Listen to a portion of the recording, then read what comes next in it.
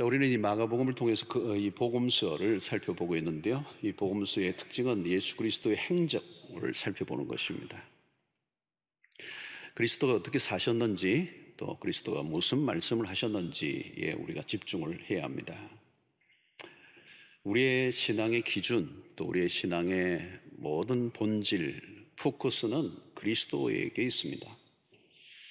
우리가 오랫동안 신앙생활을 하다 보면 우리도 모르게 이 왜곡이 돼요. 왜곡. 옆으로 치우치거나 우리가 본질, 핵심을 놓쳐버릴 수가 있습니다. 그래서 우리는 언제나 복음서를 통해서 그리스도가 무엇을 말씀하셨는지, 또 그리스도가 어떻게 행하셨는지 자세히 들여다봐야 될 필요가 있고요. 자주자주 그것을 보아야 합니다. 그래서 우리는 가져야 되는 것은, 매우 중요한 것은 나의 열심이 중요하지 않아요. 열심이 굉장히 위험해요. 그 열심의 근거가 어디로부터 왔는가? 그 열심이 건강한 열심인가? 내 열심이 아니라 그리스도 안에서 나온 열심이 중요합니다.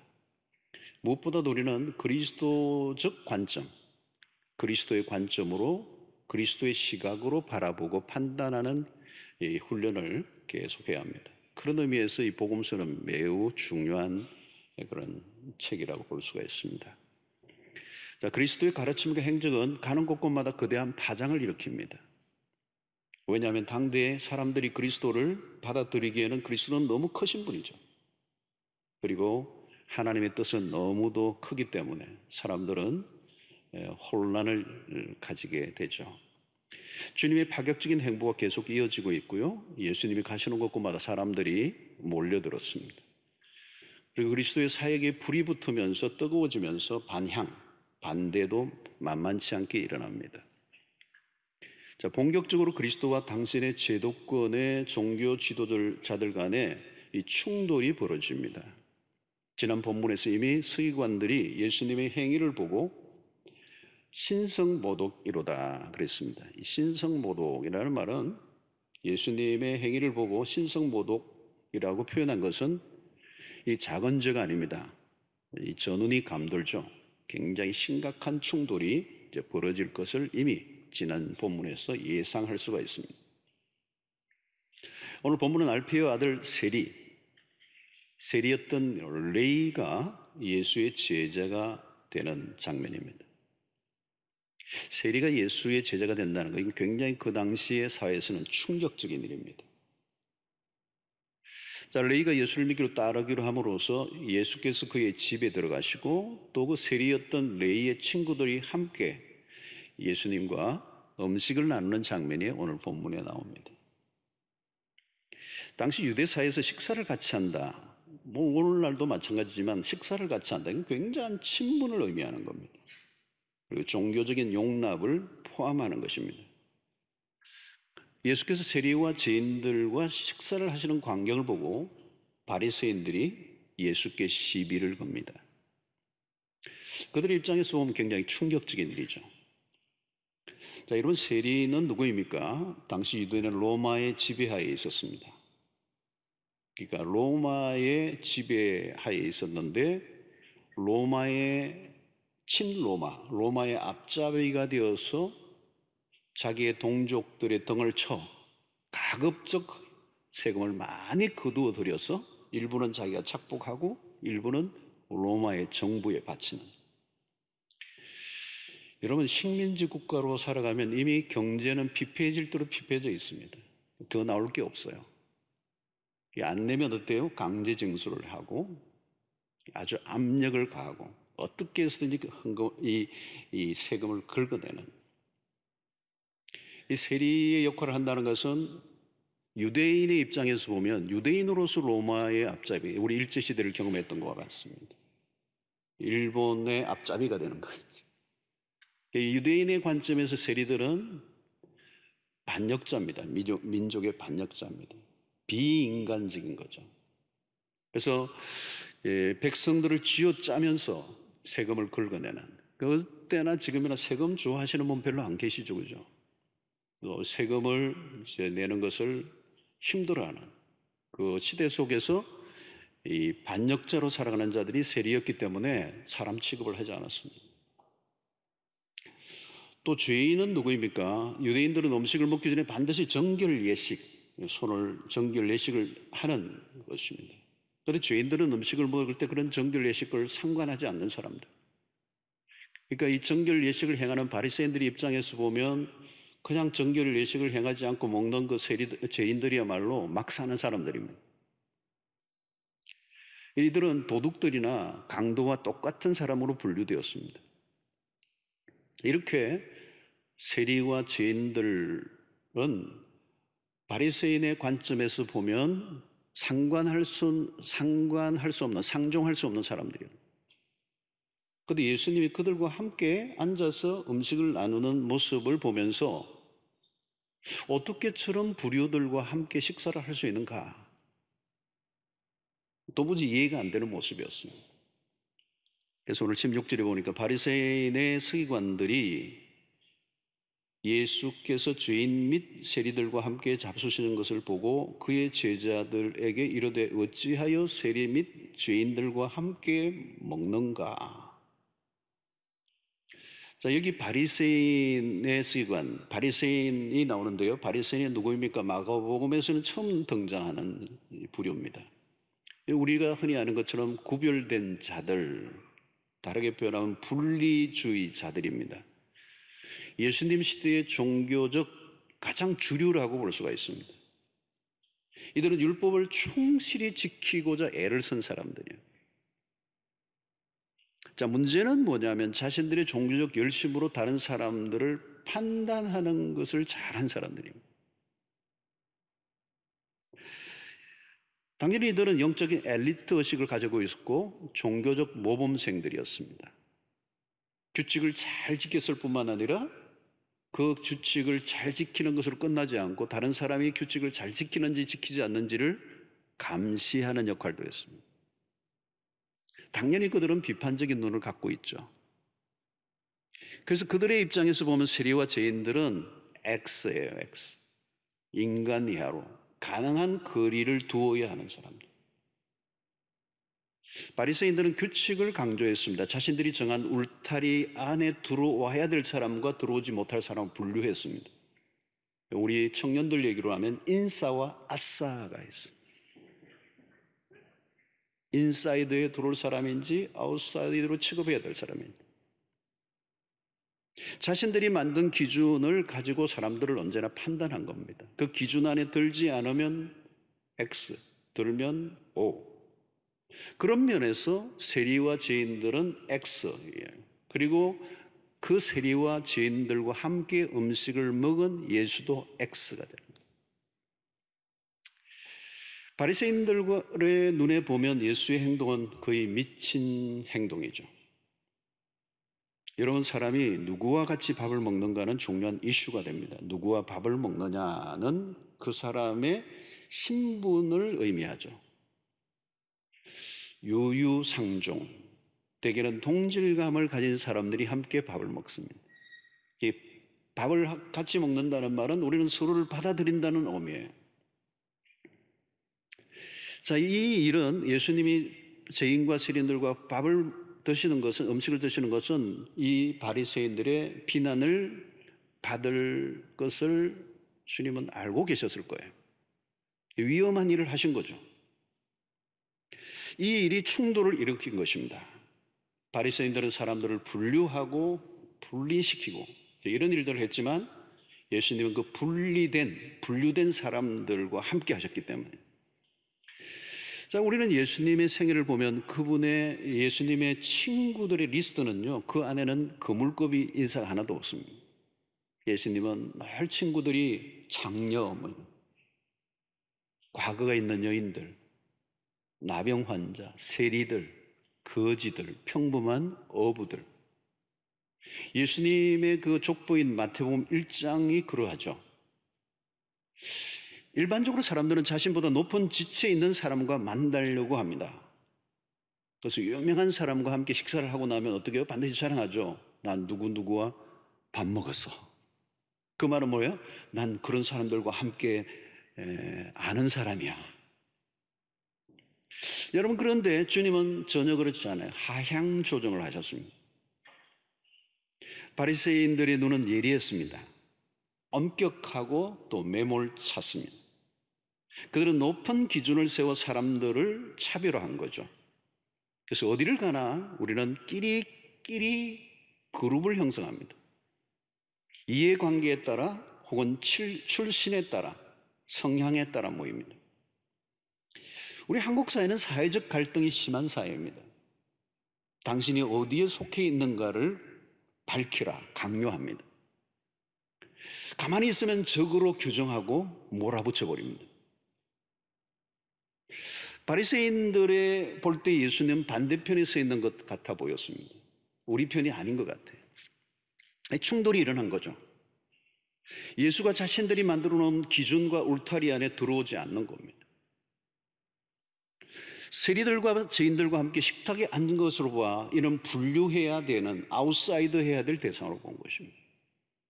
그들의 기준으로 볼 때 예수는 척결의 대상이었습니다. 자, 오늘도 우리는 비슷한 경험들이 있죠. 이상하게도 교회 안에 오래 있다 보면 왜곡된 기준이 일어납니다. 나도 모르게 의인이 되고 교회 바깥 사람을 상종 못할 죄인으로 취급해버립니다. 구원받은 것을 마치 자격증 딴 것처럼 그리고 종교적 우월의식을 느끼는 거죠. 세상은 죄악된 곳이기 때문에 선을 분명히 긋고 우리는 살아야 한다. 그리고 우리는 술, 담배 하지 않는 것으로 도덕적 우월주의에 빠질 때도 있습니다. 나는 무엇인가 남다르기 때문에 하나님이 구원하신 것으로 착각하는 것입니다. 만약 그렇다면 그들을 우리는 현대판 바리새파라고 할 수 있어요. 결국 분리주의자입니다. 나와 너는 달라. 여러분, 우리는 늘 예수 믿는 사람들끼리만 만나고 시간을 보낼 때가 많습니다. 오랜 신앙생활을 하다 보면 안 믿는 사람을 만날 겨를이 없어요. 우리도 모르게 우리만의 세상 안에 갇혀 살게 됩니다. 그리고 나도 모르게 계속 성을 쌓아 올리죠. 우리끼리 지내면 편안해지고 세상 안으로 들어가면 왠지 불편한 것이 사실입니다. 교회 안에서는 우리는 서로를 인정해주고 세워줍니다. 장로님, 권사님, 집사님, 목자님, 이런 목사도요, 교회 안에서는 너무 좋아요. 목사님, 얼마나 좋은지.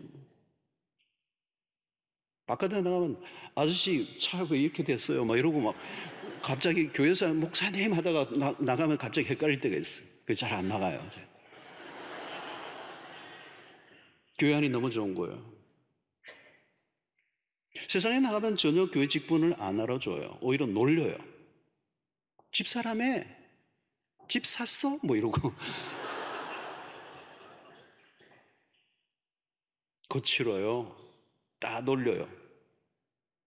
그러면 우리는 어때요? 다시 편안한 곳을 찾아요. 우리끼리 모여 아멘 할렐루야. 그건 좋은데 왠지 세상에 어울리지 못하는 이질적 집단으로 점점 변하게 됩니다. 언제부터인가 세상 사람들이 신자들에 대해서 불편해합니다. 교회를 불편한 시선으로 바라본다는 거예요. 요즘도 많은 이슈들 때문에 그런 일들이 생겨요. 분명한 그들의 오해도 있지만 우리의 편에서 원인 적용한 면들이 있습니다. 세상과 경계선이 분명히 그어져 있다는 거예요. 우리도 긋고 그들도 그어버렸어요. 우리의 모임들은 대부분 불신자들과 상관없는 모임들이었습니다. 자, 그런데 예수님은 세상에 만들어 놓은 그 경계선을 넘어가 버리셨어요. 예수님은 어떤 특정 그룹에 속한 분으로 규정하기가 어려워요. 성경을 보면. 주님은 사람들이 예측을 넘어서 행동하셨습니다. 세상이 만들어 놓은 기준과 규칙을 허물어 버리셨어요. 바리새인과 서기관들, 이 바리새인들의 서기관에 시비를 걸어왔을 때 주님의 답변이 오늘 17절입니다. 유명한 구절입니다. 유명한 구절이죠. 예수께서 들으시고 그들에게 이르시되 건강한 자에게는 의사가 쓸데없고 병든 자에게라야 쓸데있느니라. 나는 의인을 부르러 온 것이 아니요 죄인을 부르러 왔노라 하시니라. 자, 이것은 주님의 관점입니다. 주님이 가지고 계셨던 지상의 삶의 관점이에요. 나는 의인을 부르러 온 것이 아니라 죄인을 부르러. 의사가 건강한 자에게는 의사가 쓸데없다는 거예요. 병든 자에게라야 쓸데있다. 자, 바리새인들은 예수의 행동이 그들의 규칙을 깨는 것으로 보았지만 예수님은 그 규칙이 중요하다고 여기지 않았어요. 그 규칙보다 더 중요한 게 있기 때문에. 예수님은 어떤 특정한 부류로 정리되기 어려웠던 이유가 무엇일까요? 인간이 만든 기준으로 그리스도를 바라보고 판단하려고 하면 그렇게 되는 것입니다. 인간이 평가하는 기준은 언제나 겉모습입니다. 바리새인들은 자신이 거룩하다고 여겼어요. 그러나 주님이 보시는 관점은 달랐습니다. 죄인이라는 기준은 겉모습이 아니라 안의 문제, 속의 문제. 주님이 보시기에는 바리새인들이 훨씬 더 더러워 보였습니다. 감추고 있는 그들의 속은 세리나 죄인들보다 결코 더 깨끗하다고 볼 수 없었어요. 겉은 거룩해 보였지만 실제로는 달랐습니다. 바리새인들의 착각이죠. 여러분, 중요한 기준과 관점은 무엇입니까? 주님이 세상에 오신 목적을 알지 못하면 우리는 혼란에 빠져버립니다. 우리는 누가복음 15장의 탕자의 비유가 오늘 본문과 잘 오버랩됩니다. 매칭이 됩니다. 집을 나갔던 탕자가 돌아왔을 때 아버지의 태도가 중요하죠.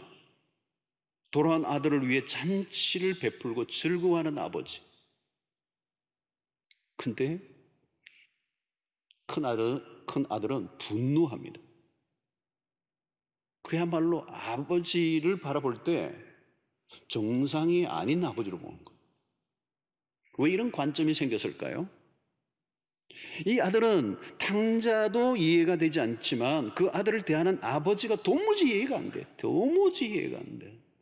저 아버지 왜 저러나. 아버지의 재산으로 창녀들과 함께 놀아났던 자를 위해 잔치를 베풀어줘. 이 말이 되느냐는 거예요. 저런 아들은 쫓아내야 되는 거예요. 아싸예요. 그냥 아웃사이드예요. 내쫓아야 되는 거예요. 집안의 명예를 더럽힐 뿐만 아니라 집안의 재산을 다 망가뜨리고 그리고 아주 창기와 함께 살았던 저 더러운 자식과 어떻게 우리가 다시 뒤섞일 수가 있느냐. 그래서 여러분 본문을 보면 누가복음 15장을 보면 이 형은요 절대 자기의 동생을 동생이라고 하지 않아요. 당신의 아들 그래요. 아버지를 향하여 동생을 얘기할 때 당신의 아들이라고 나와 상관없는.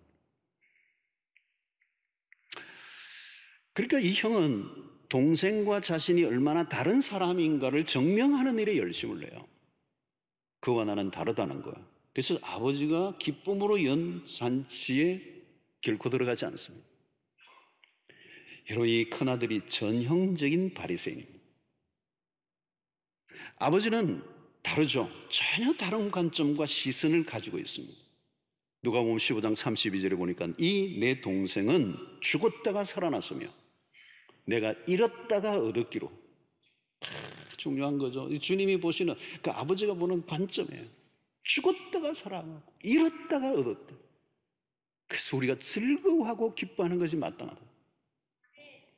이 큰아들과 아버지의 이 어마어마한 관점의 차이. 여러분 오늘 우리가 가져야 할 관점이 바로 이거예요. 여러분 교회 안에서 정치적인 관심 표현하는 것도 좋고요. 사회운동 강조하는 것도 좋고요. 때로는 복지에 관한 열심을 내는 것도 좋고요.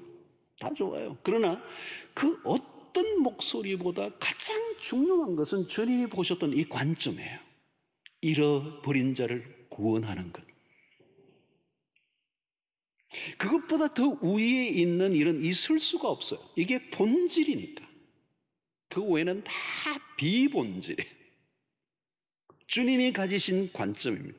잃어버린 영혼을 구원하는 일 앞에서 다른 모든 것은 다 밀리게 돼 있어요. 주님은 죄인을 구원하는 일을 위하여 바리새인들로부터 비판받는 것 두려워하지 않았습니다. 비판이 두려웠다면 죄인들과 함께 식탁에 앉지도 않았을 겁니다.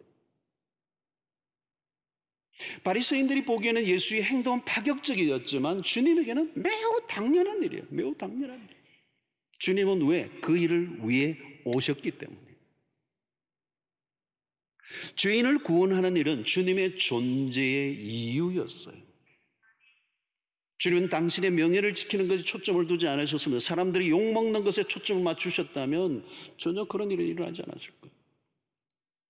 우리는 내가 괜찮은 사람이라는 것을 증명하는 데 너무 많은 에너지를 쏟아요. 주님은 그러지 않으셨습니다. 세리와 죄인들과 함께 식사를 함으로 쏟아질 비난을 받아들이셨습니다. 한 영혼이라도 잃어버린 자를 찾는 일을 위해서라면 기꺼이 감수하신 것입니다.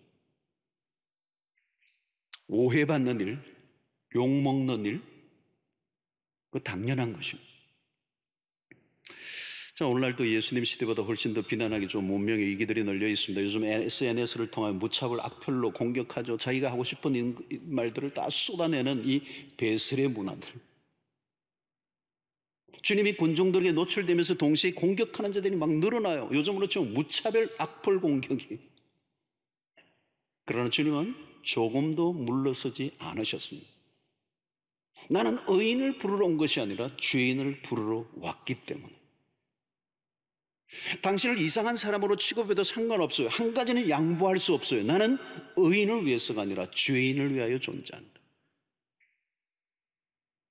죄인들을 구원하는 일을 위해서라면 무슨 일이라도 하시겠다는 태도를 오늘 우리에게 보여주고 있는 것입니다.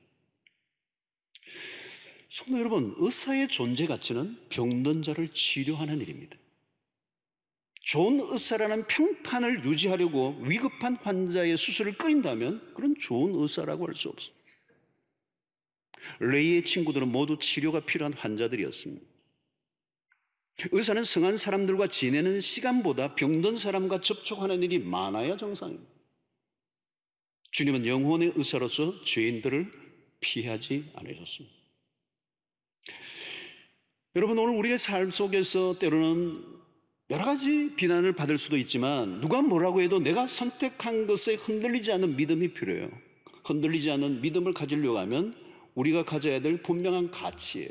그게 뭐냐면 주님이 오늘 우리에게 보여주셨던 이 삶의 모습입니다. 오늘날 주님이 오신 이 목적을 우리의 오늘의 교회와 연결을 시켜봐야 합니다. 여러 가지 다양한 일을 할 수 있지만 그러나 잃어버린 자를 구원하는 일이 이 본질이고 핵심이고 전부라고 하는 사실. 그래서 누가복음 19장 10절에 유명한 말씀, 우리 주님이 직접 스스로 말씀을 하셨어요.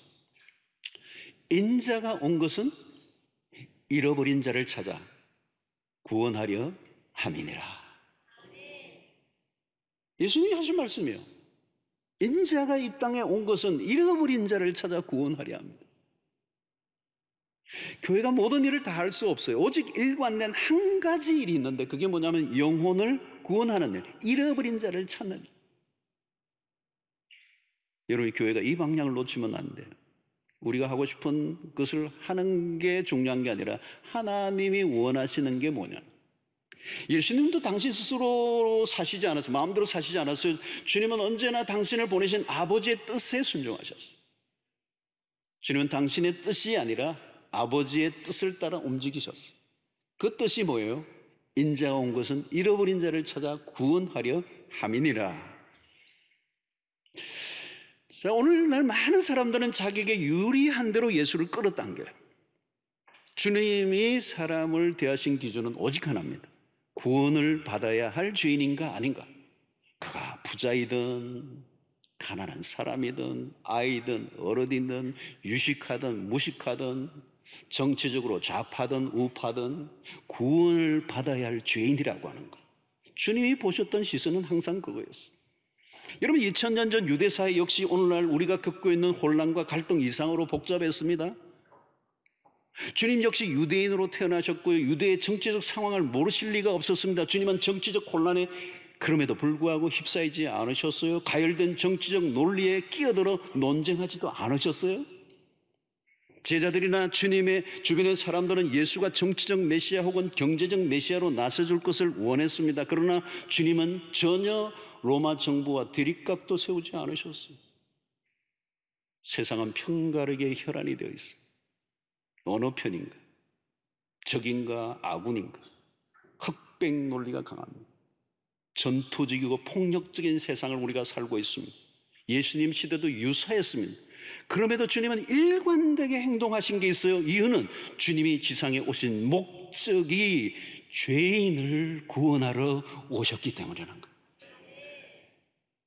여러분, 이제 우리가 할 일은 세리와 죄인들을 친구로 삼으신 바리새인들이 그렇게 비난하고 공격할 것을 아시면서도 불구하고 세리와 죄인들과 함께 친구가 되셨던 그 주님의 삶을 통하여 우리에게 보여주시는 메시지는 무엇입니까? 오늘 또 우리가 주님처럼 세상 속으로 들어가야 한다는 거예요.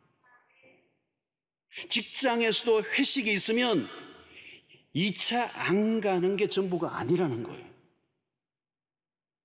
나는 예수 믿기 때문에 2차 안 가. 2차는 주로 한잔 안 되잖아요.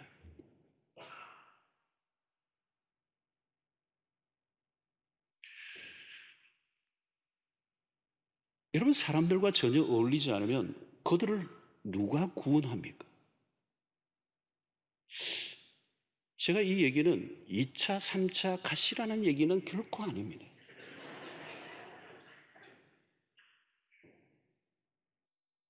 무슨 얘기죠? 세상을 포기하지 말라는 얘기예요. 상황은 달라요. 갈 수도 있고 안 갈 수도 있어요. 우리가 세상 안으로 들어가야 하는 이유는 세상에서 무엇을 더 얻기 위해서가 아니라 세상은 우리를 필요로 해요. 우리가 있어야 돼요. 우리가 없으면, 그 세상 안에 우리가 녹아지지 않으면, 그 안에 들어가지 않으면 세상은 예수를 알 수가 없어요. 어떻게 예수를 믿죠? 우리가 세상을 포기해버리면 어떻게 사람들이 구원을 얻습니까? 여러분, 우리는 이전에 한 번도 경험해 보지 않은 코로나19 팬데믹, 이 시대를 우리가 살고 있어요.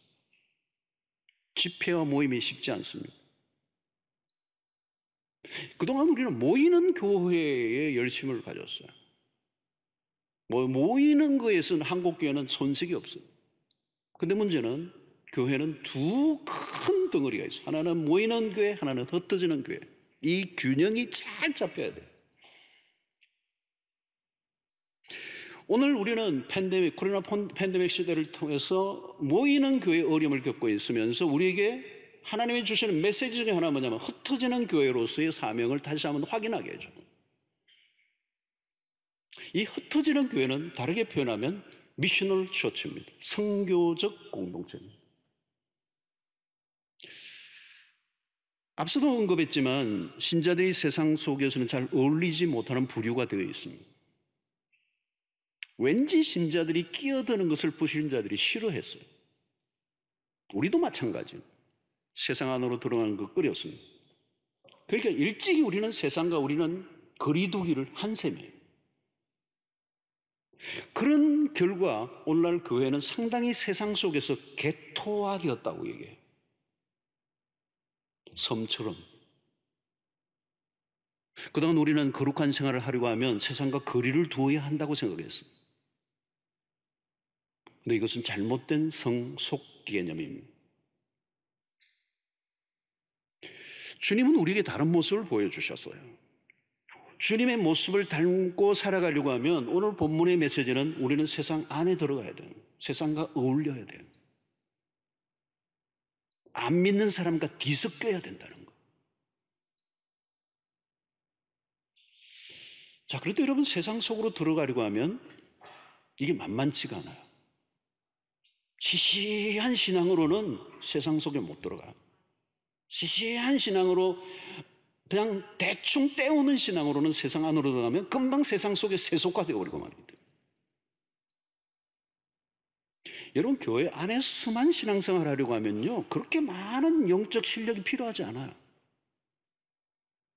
신자에게 교회는 매우 안전지대입니다. 그러나 세상에 가면 신자는 매우 위험해집니다. 왕따 분위기를 이겨내야 하고요. 다르게 사는 것에 대한 용기를 가져야 되고요. 여러분 교회 안에서 인정받는 거 매우 쉽습니다. 매우 쉬워. 교회에 와서 인정받는 매우 쉬워. 제가 몇 가지 알려드릴까요? 너무 쉬워요. 너무 쉬워요. 그러나 우리의 신앙적 실력을 인정받아야 하는 곳은 교회가 아니고 세상입니다. 세상으로 나가려면 우리는 영적 무장을 해야 돼요. 영적 무장을 하지 않으면 박살납니다. 삶의 현장에 신자로 살아내기는 너무 어려운 거예요. 이전에는 세상에서 살다 힘들면 교회로 들어와 숨어버렸습니다. 근데 요즘 마음대로 잘 모이는 게 힘들잖아요. 이제는 교회에 숨기보다 세상으로 나가 자신의 정체를 드러내고 신자됨의 진가를 발휘해야 될 때가 왔어요. 영적인 야성입니다. 우리의 신앙이 교회 안에서의 관상용이 아니라 세상 속에서 통하는 신앙으로 살아내야 하는 것입니다. 사도행전 8장이 매우 중요한 분기점인데요. 사도행전 8장 1절을 보면 사울은 그가 죽임당함을 마땅히 여기더라. 스데반의 죽음을 얘기합니다. 순교가 일어난 거예요. 순교. 그날에 예루살렘에 있는 교회에 큰 박해가 있었어요. 사도 외에는 다 유대와 사마리아 모든 땅으로, 그 다음에 무슨 단어예요? 흩어지니라. 디아스포라예요. 흩어지니라. 핍박으로 그리스도인이 어쩔 수 없이 흩어져 버렸어요. 모일 수가 없었어요. 오늘 우리는 코로나로 인하여 핍박은 아니지만 코로나로 인하여 흩어져 버렸어요. 근데 오늘 이 흩어짐이 교회를 더 왕성하게 뻗어나가게 하는 기회가 되었습니다. 그래서 핍박으로 교회가 무너진 게 아니라 더 강력해졌다는 거예요. 자, 이 말씀은 뭐냐면 교회만 다니는 정도가 아니라 요즘 무슨 메시지냐면 너가 교회가 되라 이 얘기를 해요. 그러면 어때요? 우리가 어디에 가든지 내가 교회가 되는 거예요. 그래서 또 다른 사람을 복음을 전하고 그분과 만나서 예배드리면 거기에서 그 가정이 교회가 되어버리는 거예요. 꼭 어디에 모여가 되는 게 아니라 흩어진 곳에서 교회가 되어버린 것이죠. 성도 여러분, 왜 우리가 모여 예배하고 기도해야 하는가가 명확해져야 합니다. 왜 은혜를 받지 않으면 안 되는가? 세상에서 자칫하면 한 방에 깨지니까. 왜 말씀으로 무장해야 합니까? 별 이상한 것들로 시비를 거는 세상에서 멋진 성부를 버려야 되기 때문에. 어중간한 신앙으로는 세상에서 금방 미천이 드러납니다. 영적 허세를 가지고는 버텨낼 수가 없습니다. 성경 50독 100독을 하고 성경 암송구들 1000구절이 되고 매일 큐티를 한다 할지라도 그것만으로 되는 게 아니에요. 세상 안에 들어가서 우리의 신앙이 인정을 받아야 된다. 성도 여러분, 우리가 세상을 덩지고 살면 안 됩니다. 자꾸 나는 구원받았고 깨끗하게 사는 것을 자랑하고 끝나면 안 돼요. 세상 안으로 들어가야 돼요. 교회의 담장을 넘어 이웃세계로 가야 돼요.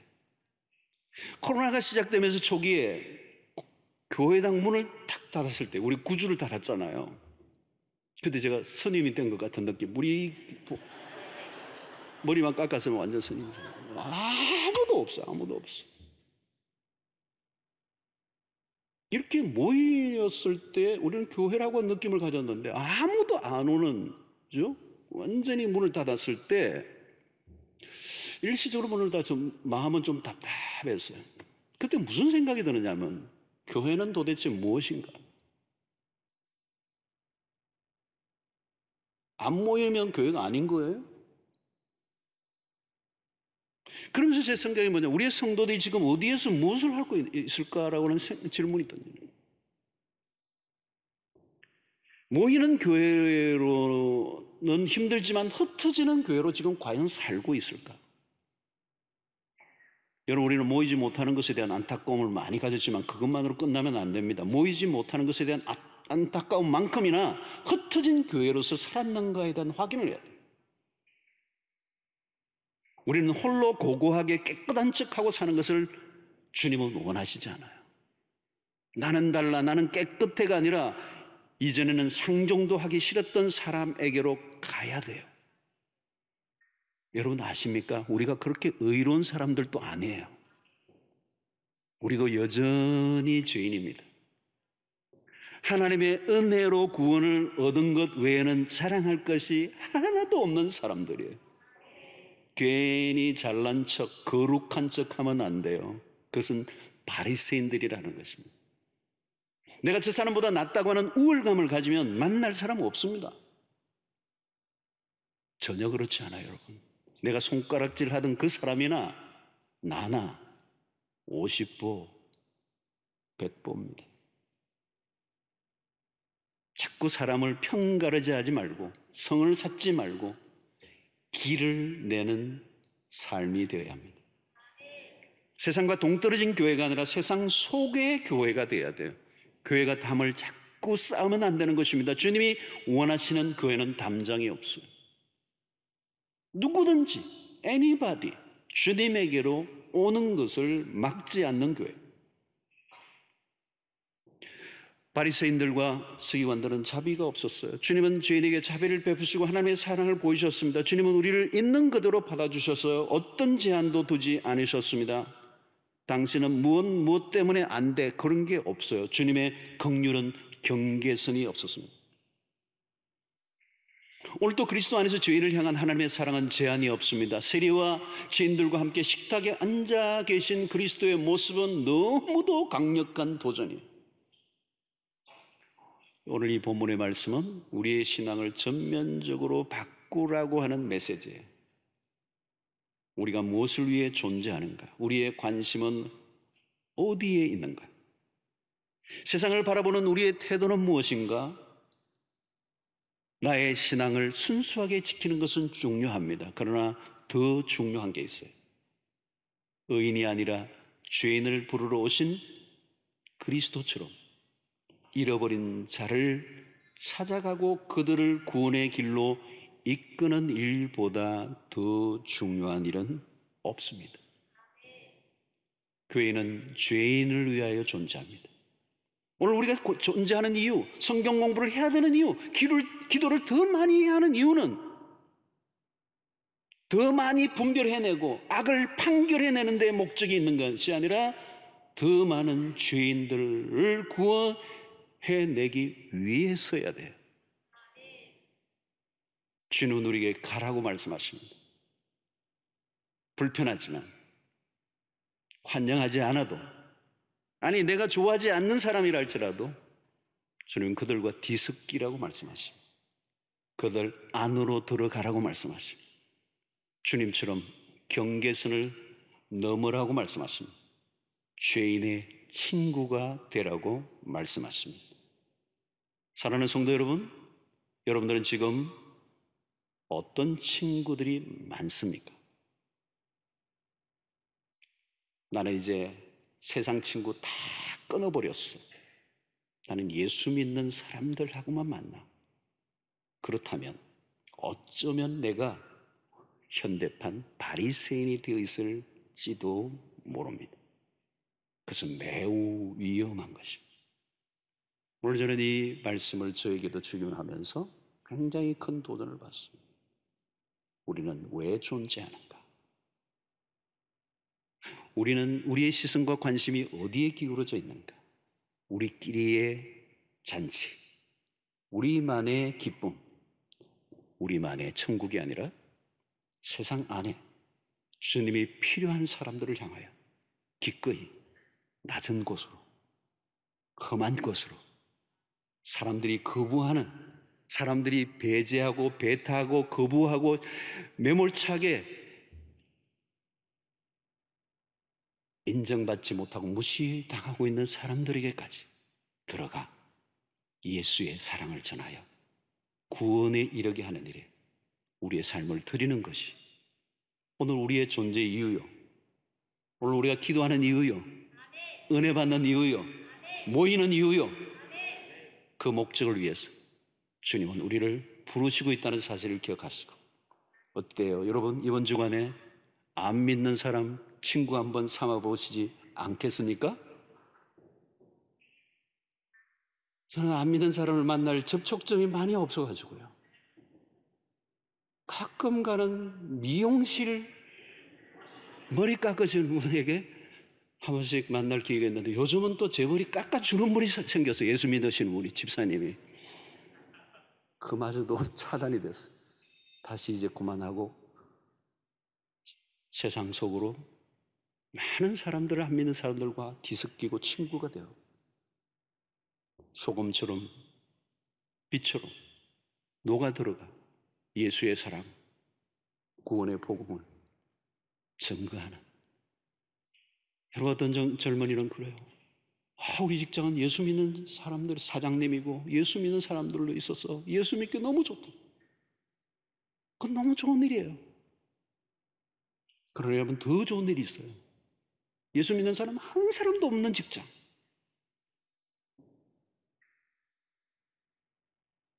나를 그곳에 보내셨어요. 그들을 모두 예수 믿게 하시려고 나를 선교사로 보내셨구나. 할렐루야. 할렐루야가 아멘이 별로 없지만 쉽지는 않아요. 예수 믿는 사람끼리 모이고 우리끼리 만나고 우리끼리 좋아하고 우리끼리 내게 간 같은 표가 부르고. 그러나 주님은 그것을 원하시는 삶이 아니에요. 가라, 세상 속으로. 내가 잃어버린 자를 구원하려고 왔노라. 의인이 아니라 죄인을 위하여 왔노라. 냄새나고 망가지고 깨어진 세상의 한가운데 들어가 예수의 복음을 전하려고 하니 핍박이 오고 시련이 오고 때로는 억울하고 때로는 답답하고, 그런 분들이요 주일날 교회 와서 하나님 앞에 엎드리며 기도할 때 이 불이 붙는 기도를 해요. 하나님, 오늘 은혜 안 주시면 내가 이번 주 못 나갑니다. 세상 속에 못 갑니다. 버틸 수가 없습니다. 이길 수가 없습니다. 힘 주시고 은혜 주시고 능력 주시고 말씀 주십시오. 이게 나오는 거예요. 이게 나오는 거예요. 이 야성이 있는 기도가 나오는 거예요. 우리끼리 모이는데 무슨 기도가 그렇게 불탈 기도가 뭐 있어요, 여러분? 주님 너무 좋습니다. 온천탕 종교. 아, 좋다. 그러다가 끝내는 인생이에요. 비난받아도 욕을 들어도. 우리 지금 욕 드시기로 작정하셨어요. 아니, 저런 인간들과 함께 하다니. 제가 나온 신학교에 옛날에 유명한 교수님이 한 분 계셔서 가나베 교수예요. 하비칸이라고. 이분은 미국 분이신데요. 아주 보수적 신학을 하신 교수님인데, 한국에서 무슨 사회를 하냐면 신학교 가르치시고 남은 시간에는 율락 여성들하고 동네 가가지고 전도하시는 거예요. 그들과 삶을 같이 나누면서. 그러니까 항상 율락 여성이 있는 그 환락가 왔다 갔다 하시는 분이에요. 그 잘못 오해하는 거죠. 저 왜 저기 들락거리지? 죄인들의 친구가 되셨다. 오해를 받을 수도 있고, 어떻게 저런 사람들하고 요즘 돌아다니지? 욕을 드실 수가 있어요. 욕 안 먹는 것이 우리의 인생의 목적이 아니에요. 잃어버린 자를 구원하는 것이 우리의 인생의 목적이요, 교회의 존재 이유예요. 그게 없으면 교회가 존재할 이유가 없습니다. 이번 한 주간 어떤 친구를 사귀시겠습니까?